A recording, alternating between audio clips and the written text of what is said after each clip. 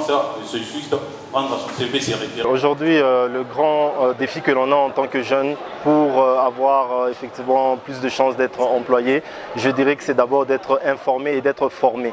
Et j'ajouterais d'être bien informé et d'être bien formé. Parce qu'aujourd'hui, nous sommes dans un monde qui devient de plus en plus compétitif. Et donc, il est impérieux et important de se dire effectivement comment moi je peux marier ce que j'ai appris, ce que je connais au niveau de ce qu'exige la société aujourd'hui. Voilà pourquoi j'insiste sur une formation en continu, en permanence. Et le deuxième volet, c'est aussi apprendre dans différents domaines, diversifier ses compétences. Vous êtes encore au banc de l'université, n'attendez pas de finir, n'attendez pas votre diplôme de graduat de licence pour commencer à avoir de l'expérience professionnelle. Commencez maintenant.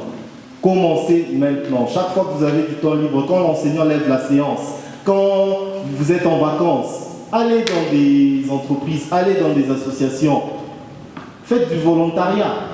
Il est capital aussi d'être très présent au niveau de réseaux professionnels.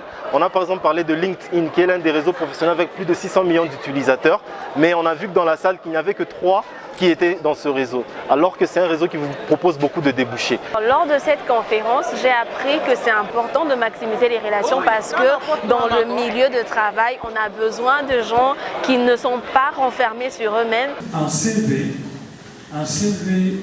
représente le profil du candidat que nous cherchons. J'ai découvert qu'il y a certains éléments que nous mettons dans nos CV qui ne sont pas vraiment importants, qu'on n'aurait pas dû mettre dans nos CV.